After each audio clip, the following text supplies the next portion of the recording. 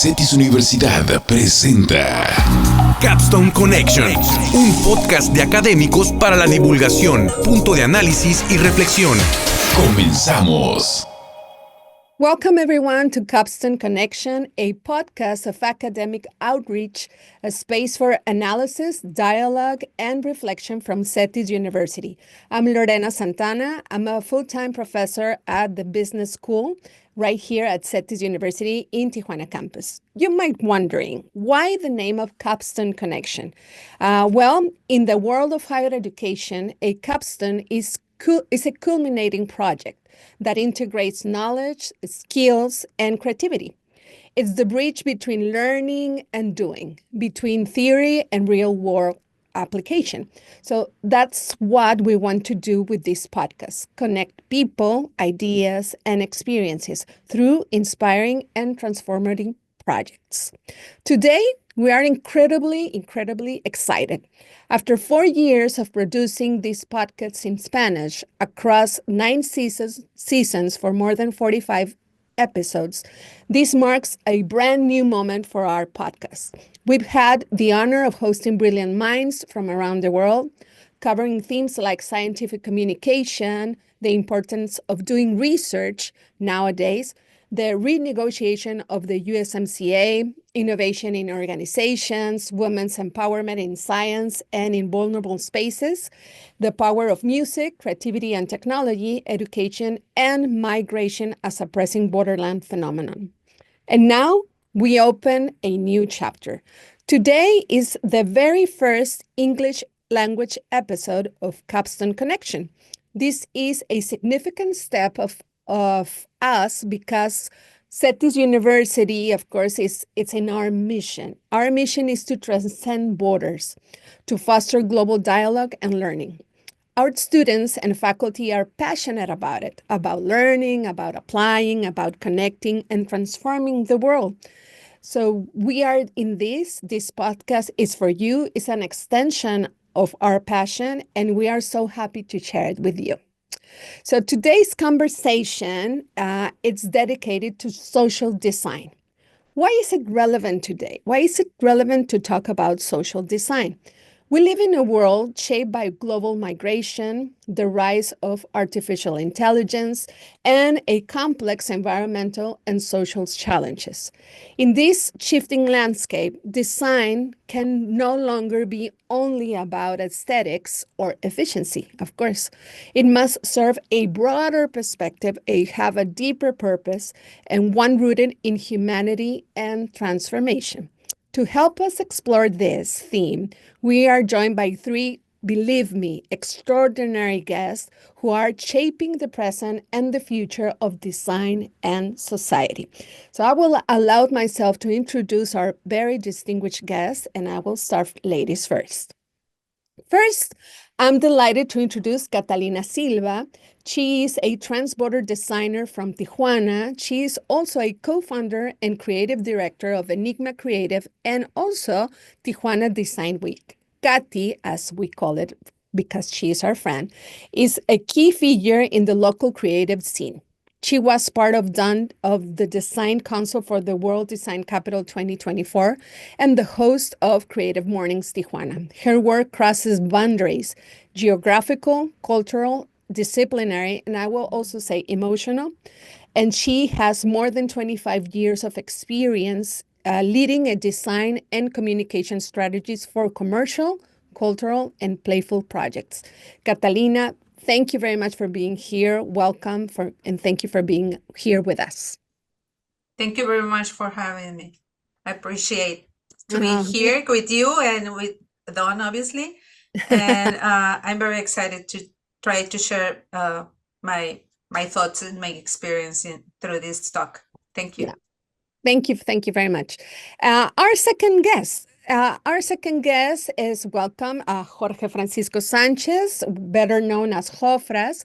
He is a visual artist. He's a university professor at CETYS Universidad in the College of Social Sciences and Humanities.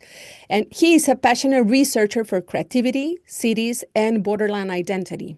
Jofras blends design with cultural and social studies. He has worked with projects funded from USAID and SIBE, and he leads the research initiative Insignia, focused specifically on urban studies and the creative industries. His work uses design, film, photography to explore and transform the way we live. Thank you for joining us once again, Jofres. It's a pleasure to be with you and with our esteemed colleagues and friends. Thank you. And finally, it's a true honor, a true honor for myself, and I would say for Katy and Jofras and our university, to introduce a legend in the world of design. Yeah, yes, a legend, Don Norman. Don Norman is a renowned psychologist, cognitive scientist, design thinker, consultant, and innovator. He's an engineer. He's best known for his contributions to human-centered design and user experience.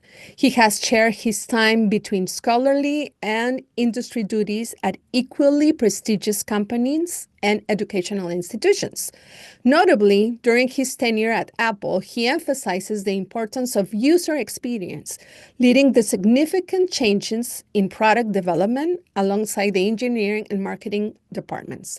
This led him to become the vice president of the Advanced Technology Group, and many consider him the father of UX design, which is user experience architecture.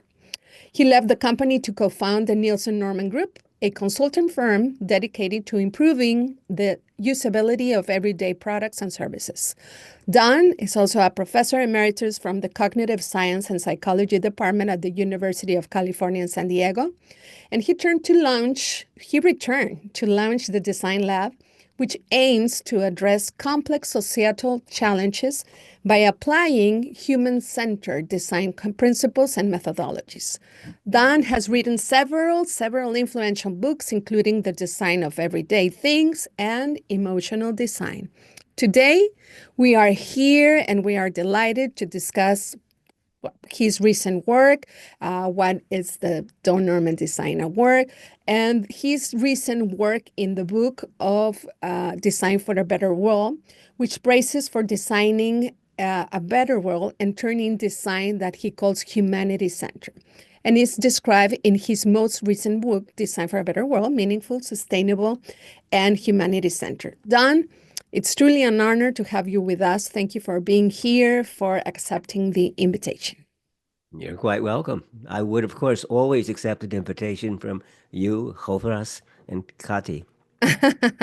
Thank you. It is a privilege.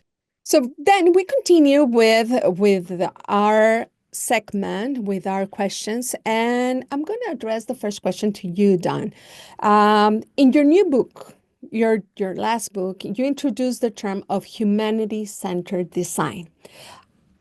Can you tell us a little bit more what is the difference between human-centered design and humanity-centered design, in order to open the discussion and to open why it's important, the social design in this context? Can you tell us the difference and why you focus now on humanity-centered design?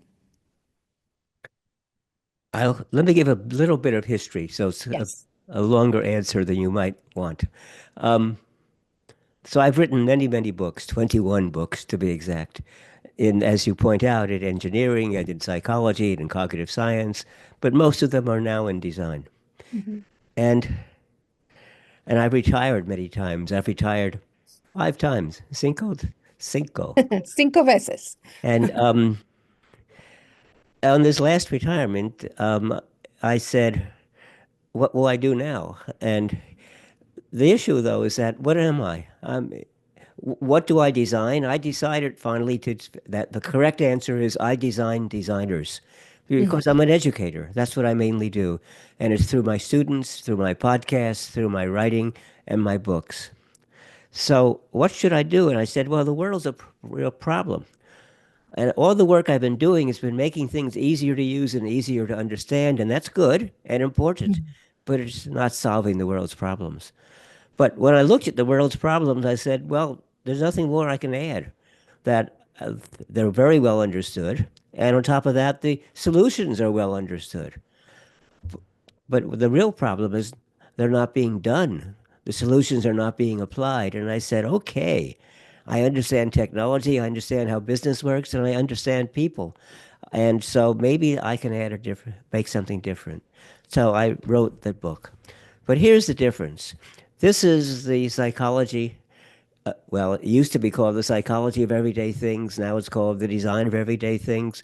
And in Spanish, it's called no. In Italian, it's called coffee pot for masochists, namely that coffee pot. Oh, And nice. um, and it exists also in Spanish. Um, and I said, this book is wrong. So what's wrong about it?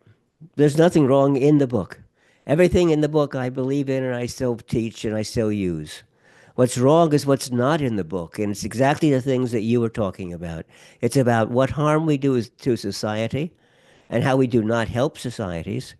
It's just how we ruin the environment to get the wonderful material that we use to make these beautiful thin objects, thin and beautiful, and constructed in such a way that they only last a few years, and then you can't take them apart to repair them or to upgrade them or even to reuse the components. So we throw it away and destroy the Mhm. air, the water, the land. And so I said, that's what I will focus on.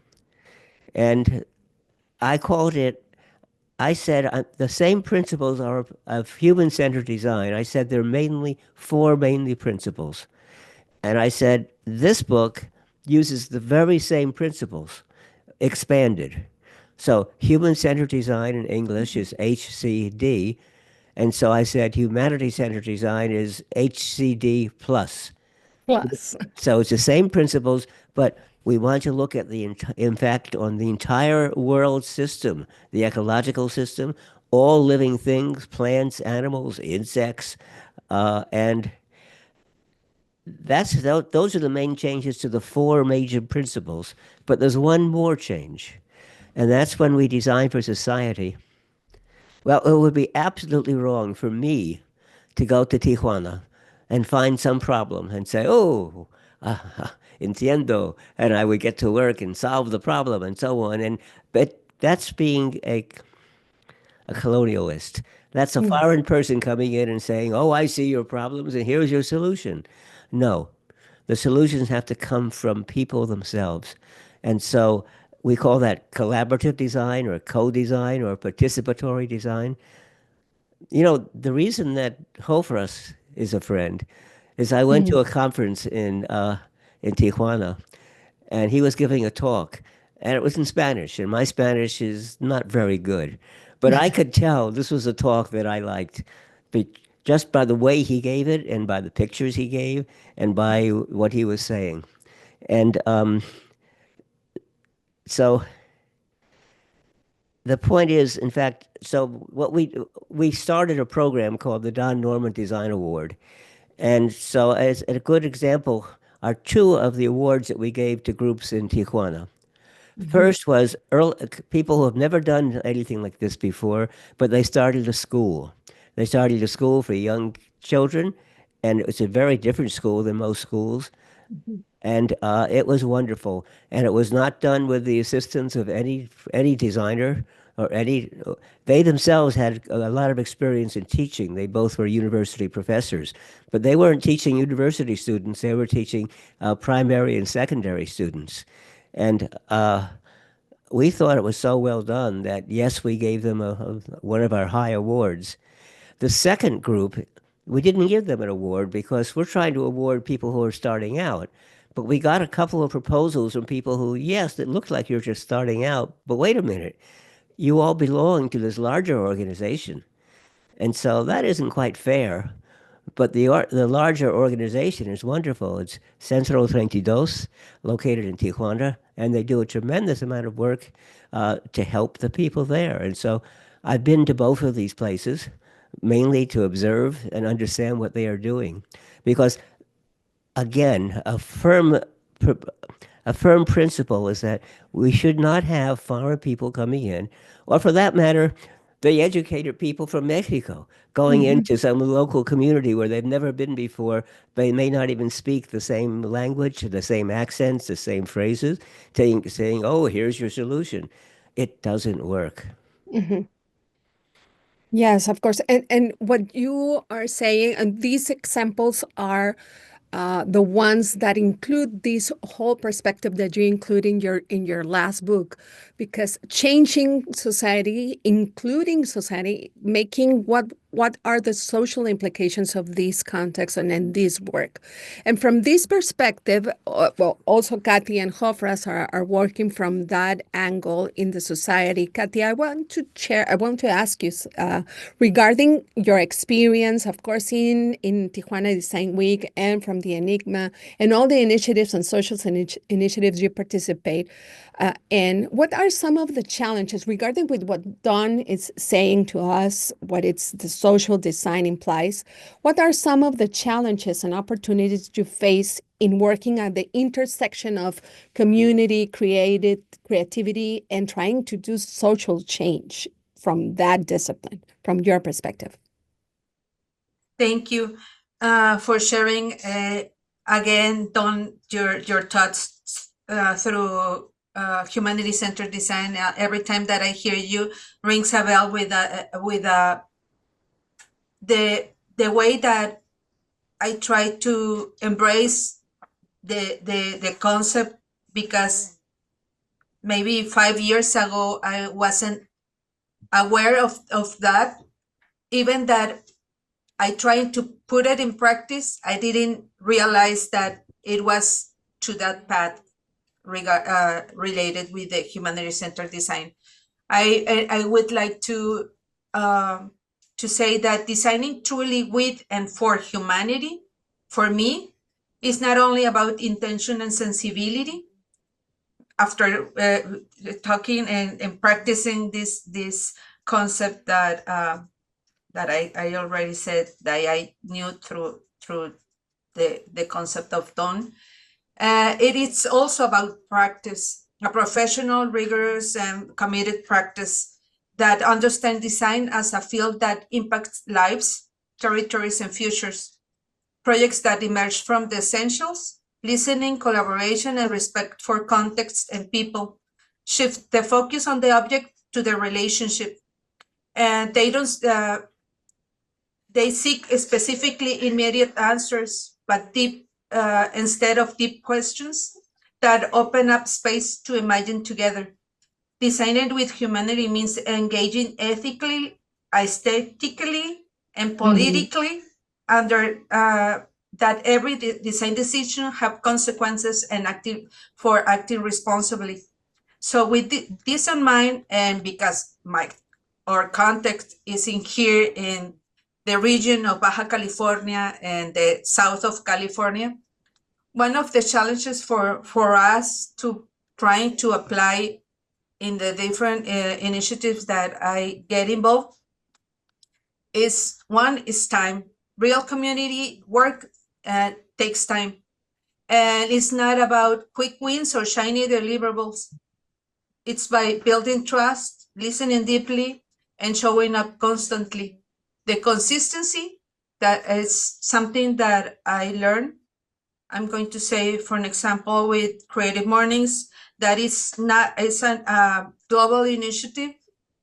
We show every month to keep it alive, the community, through these talks that it trying to engage the creative community. Another challenge is resources. As a part of the Global South, the resources, that is something that we always trying to make or doing things with a lack of resources. And one of the things that we learn is that in-kind donations is the most common way to collaborate.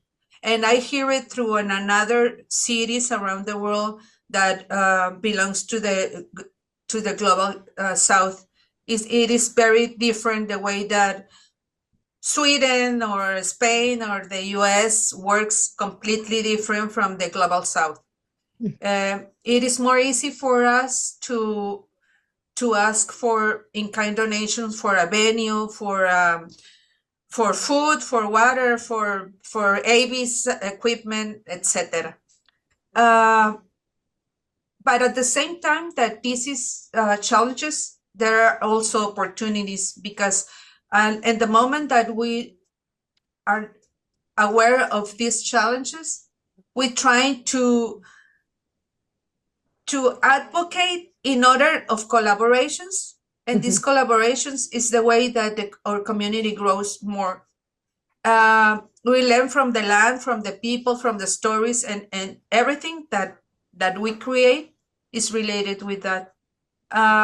For me, working in this intersection means holding space for complexity and closing to state with it, even when it's uncomfortable, because it is always a challenge for us.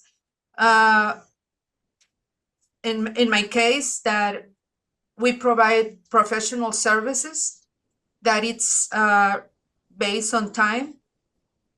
Obviously, the time is my it's the other way of trying to make these creative community connections. So at the same time, I have a limited quantity of time. So I try to make all these efforts through work with my clients, through work with working with the community, building this community, but at the same time trying to develop or to vision, to have the vision of how can we trying to connect everything in order that we can move on with that design practices. And it's related with what Don it's shared with us, because when you are trying to do a social change, a transformation of society, it's not just one point of view. You have to imply to everyone that it's, well, will be the beneficiary of the change, but also to understand and what implies. And probably what you say is that you have the experience doing this relationship with government, with enterprises, with institutional, educational institutions, with society, and doing all the work in this kind of a 360 approach. It is difficult, and it needs to be committed, because it, as you mentioned, it takes time. And during that period, of course, you will struggle with energy, with some no's that we receive a lot when we're trying to do something to do better. And we are used to that. We are used to the no's of different parts of the society, but we need to commit in order to make this change, as Don mentioned also. Um, Jorge, you work closely from your perspective. You have worked in the field, working with youth and urban change. From your perspective, you work closely with young people and urban communities. What insights have emerged from your projects in terms of using design to address issues like public safety, sustainability, inclusion? Because these topics are the topics you do research about, and it's linked also with social design. What can you tell us about? Okay, so I was thinking about how designers in Tijuana became activated with urban issues, and at least in my lifetime, it was after the war on drugs. There was a feeling of that we have lost spaces of conviviality, of reunion, or public space. And Catalina was pivotal 15 years ago in utilizing the resources of an ad agency to start a public dialogue about what to do, because most people were entrenched at their safe places, which is a house, home, right? So she opened the um, the uh, the resources of the agency, such as billboards, such as space on the web, and people sent their ideas. So the first thing they did is they printed haikus, ideas on an open platform, and the thing started to emerge, right? Like a snowball, become larger, and eventually we got the attention of authorities. With the war on drugs, an important thing to understand is that from 2006 to 2012, the political discourse about policy issues was security.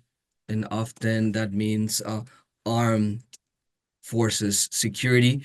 And there was a little discussion about what people concerned about security, which is, right, live a life where violence is diminished, go out and, to the world, participate in the job market, go to educate yourself, care for your loved ones, right? So have a job, have space in the school system, things of that sort. So then the policy in Mexico started to change toward that arena. And eventually they created a platform, a governmental platform, in where they identified that there was a lot of violence at the same places where there was very little urban development, right? And they needed people to work at those spaces. So designers went to those spaces along with people trained in social issues, and people trained in ethnographic work and public policy. And some works lasted a lustrum, understanding how to transform these spaces. And in my opinion, the best results was mid-term to long-term approach about transforming the issues. And it goes then back to an idea that Don presents in his latest book, The Difference Between a Planner and a Researcher. So you have the people analyzing data across the country and identifying places in where action is needed, right?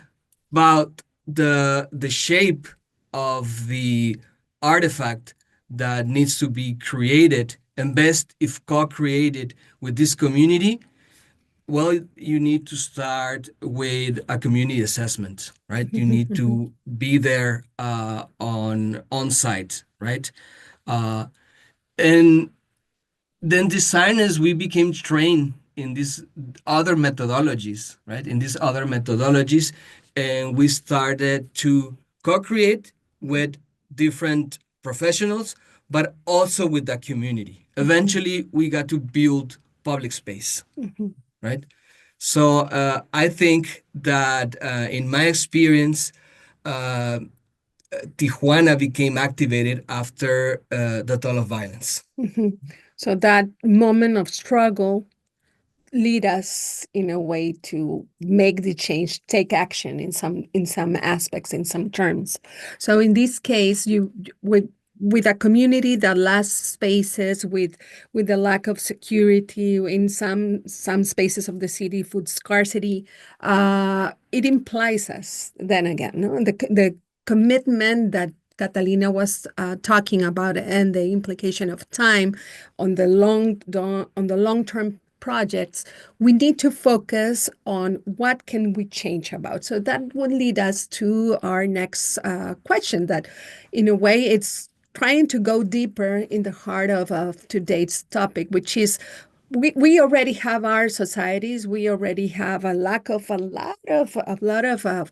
things and conditions that include all the people that live in a certain area, geographical area. So what does social redesign mean to you in today's context of global migration, artificial intelligence, inequality, and climate change? Whoever wants to answer first. So, Well, that's an extremely complex problem, so that yes. there is no answer, but Hmm. there are approaches, and Yes.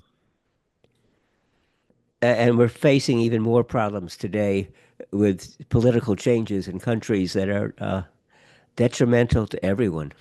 Hmm. Now, a problem is working in society with the societal groups is that it's,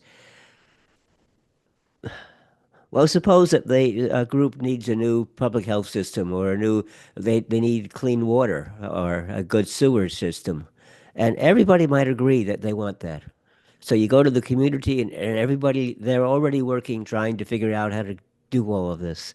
And when designers are there serving as facilitators and helpers, not telling them what to do, uh, it's very frustrating Hmm. because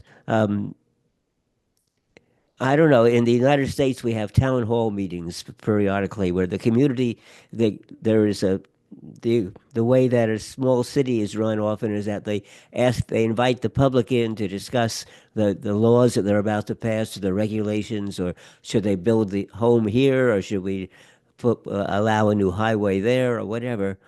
Um, if you have 30 citizens together, they may all agree that we should do something, but the 30 citizens will have 50 different answers. And they are very strong in their commitment to their answer, but the answers are contradictory. And the work that you have to do is manage to get agreement among all of these people who have different agreements, different thoughts, different views. And one of the difficulties is that quite often their view is absolutely correct from the way they look at the problem and for the things that concern them. And so many designers, or for that matter, almost any academic discipline you can name, they give up after a while because we can write all these wonderful papers that we publish in academic journals, but when you come to the real world, it's not about these clean, nice, logical decision making. It's about people really very strongly and emotionally thinking, no, we must do this, but don't put the sewer lines through my house. That destroys my life. And they're right. They're absolutely right. But you can't, if you have a new sewer system, you have to put the pipe someplace. And this, with almost anything you think of, any problem that you'd like to help with, has its difficulties, its negatives. So it's it requires a very different kind of person to do this.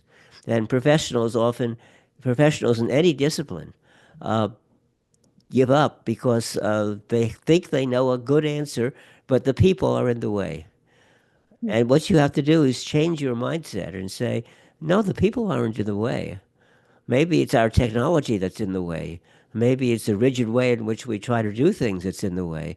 Because we have to learn to do something and help people do something that they agree on that maybe isn't what we had in mind. So, okay, but we have to help them. Hmm. Yes, definitely. So that doesn't, I mean, you asked me about AI, you asked me about other things. Those strike me as minor. Hmm. That's not where the problems are today. It's about uh, making sense to the people that it's in the community and expect and reflect the change and live the change, right? And in a So way, it's about human communication, okay. right? So, because there are these different there are these Mm, hierarchies, right? Because the expert comes along and expresses, what would be a good plan, right? But then, of course, people are also intelligent. It's a human trait, right? mhm, So there needs to be a dialogue in what could be like the best fit for, right, a solution to people in a particular place because they have things they care about, right? And the planner almost always comes from outside, outside. Mhm, right? Outside. Uh, And the experts, by the way, are experts. They do understand the problem, and often their solution is a good one, but not necessarily for the people. They don't understand the people. And mhm, that's hard because I've been now to a large number of countries talking to people about these issues. And the people I talk to are people like me, right? Highly educated, with a Western framework. It doesn't matter where you are. You could be in Argentina. You could be in South America. Well, you could be in India. You can be in Africa. But the people I would talk to are all educated in Western schools, Western-based schools, and so, yeah, we can all agree with each other, but we don't understand the people living in the communities. Whereas, I was just in a hospital in India where the facilities are so poor, they are so poor that when mothers give birth to their children, well, they're given a blanket and they put the child in the blanket, and then they have to walk around the hospital holding their baby, which is only a few hours old, in order to hear lessons about breastfeeding and how you should treat and work with the children. And they have to sit on the floor because there's no furniture. And I've been to, well, I don't want to go over it, but I've been to other places where watching the way people live. Well, I was in Kenya and I had a wonderful time, but they lived in villages that are made out of mud, that is made out of it's made out of animal shit, basically, and which is a very good insulator, by the way, very thick, and it doesn't smell. It's dried out because it's mostly grass, and but they're very pleasant, very nice, and they would make tea for me, and they would feed me meat. But the meat, well, they just killed a sheep, and now they're cooking it over a fire. So this part is burnt, and this part has never been had got no heat at all. But they cut a piece and give it to me, and as a guest of honor, I have to smile and eat it. But the way they work and the way they work together is very, very different than any place else. And even though I've experienced all these differences, I don't think I would be successful working in those communities. I'm just too different. And that's one of the issues that we all face. I think that social redesign, it's a stance, a way of saying we can and must reimagine the system that defined us, and design, when rooted in humanity, is a powerful tool to unlearn, repair, and rebuild. Because as we Don already say, or we already talk about this, at the end it's trying to reframe and it's trying to think about how can we change from the place that we think should be designed something. So that's why I think that it's a way of moving. And I'm respect a lot that after the success of the book, of the book that that Don show us first, and then say that it was missing, saying that I was wrong, or I missed this part in this part of the book, and saying I reframe it and think this essential part of the book or the process is we need it. I think that with that humbleness, I think that we must also, as designers, must think how can we reframe our strategy or approach through trying to solve as the same way that we usually solve problems, or how can we unlearn and repair and rebuild in order to have this social redesign. And you are mentioned something that it's important.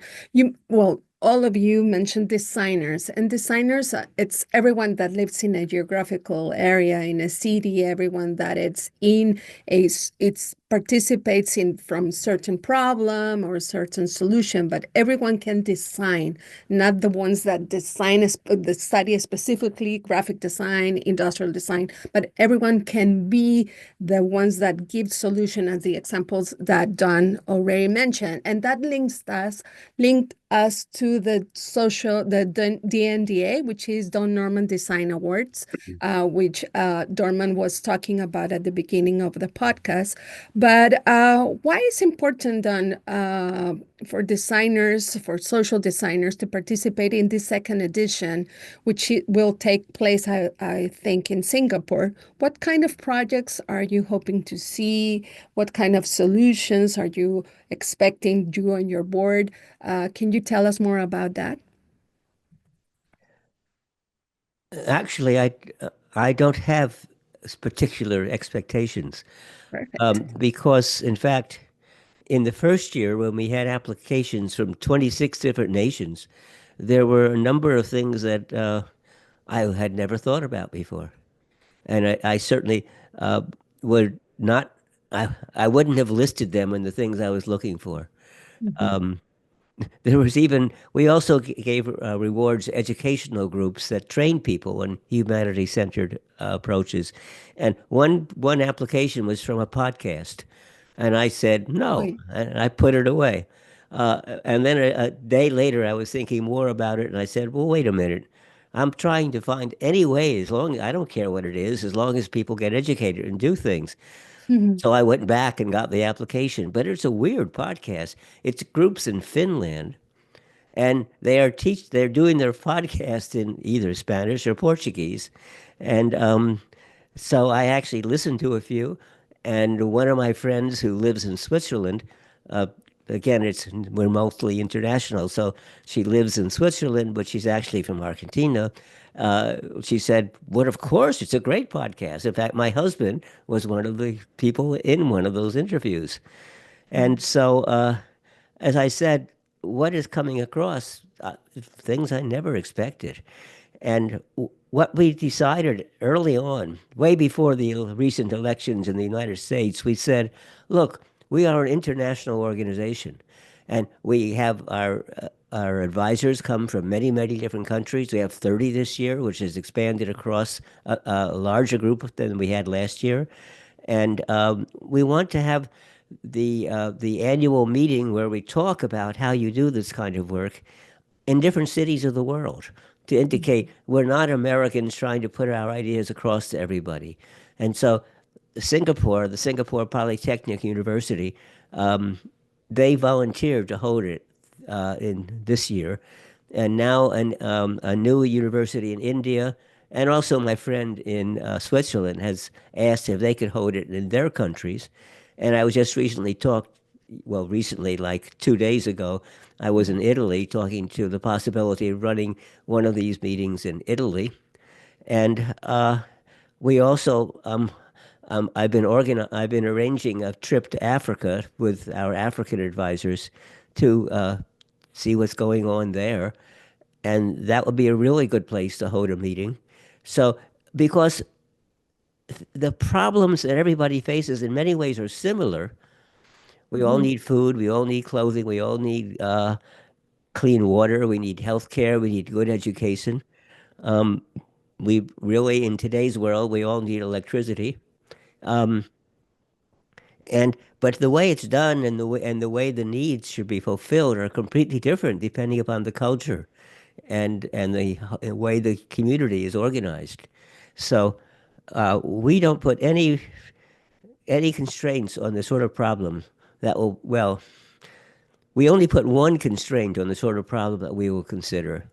And the constraint is it has to be one of the United Nations 16 major problems of the world, what they call Sustainable Development Goals. Now, the United Nations actually says they have 17, but number Mhm. 17 is what I do. Number Of course. 17 is saying, look, these problems are so large that we must all group together in order to solve them. Mhm. So working together, as you mentioned, and But different with different groups who have different yes. approaches, and that's why I'm in talking to groups in Singapore, in China, in India, We're about to partner with a group in India. We're trying to partner with a group in Italy.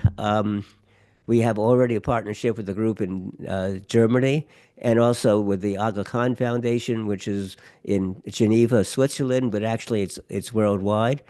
And because their problems are both all the same and all different, the same at the same time. Mhm, mhm. Finding a common ground to solve and to redesign this society. So, No, it's not my job to redesign society. It's no, my of job course. to help the people who live there have a better life.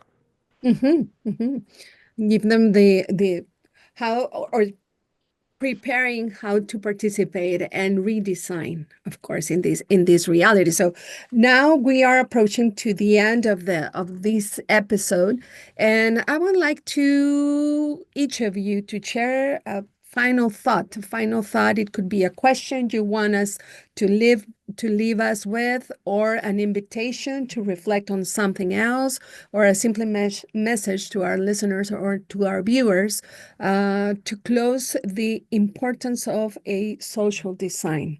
Actually, let me modify that. Yes, of Um, course. I feel that what I just said was a great final comment by me. Yes, So I look forward now to hearing from Hoferus and Kati. perfect. Which one of you want Thank to you. continue? I'd like to I take. would like to Okay, jump because I you have go to first. go. Designing with humanity is an invitation not to forget that everything we create affects others, Mhm. and that every design decision can also be an act of hope. Of course, it's if we don't have hope, why we are here, right? And we do have a purpose, and we And have I think that hope. social design is also about believing that and trying to make an effort to trying to make something good. Mhm, That's is so why it is social design, social design. mhm. Of course. Yes. So let me take a little bit more time Yes, of to course. reflect on.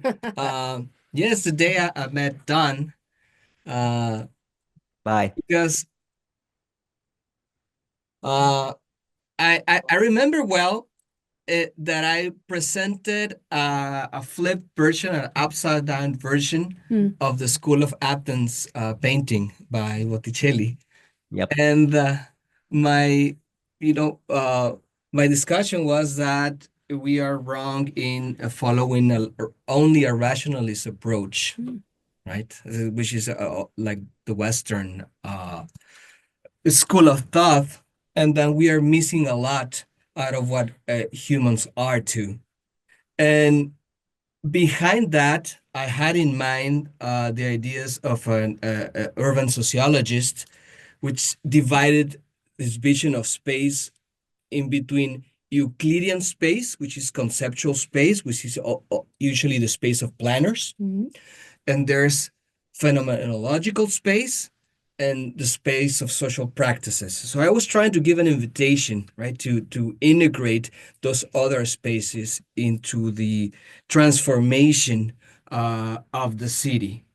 And um, and with that, we launched a project that we are still trying to push in order to transform the practice of design by integrating everyone's idea of how to solve the problems they face on the everyday. Mhm. What I've learned in working in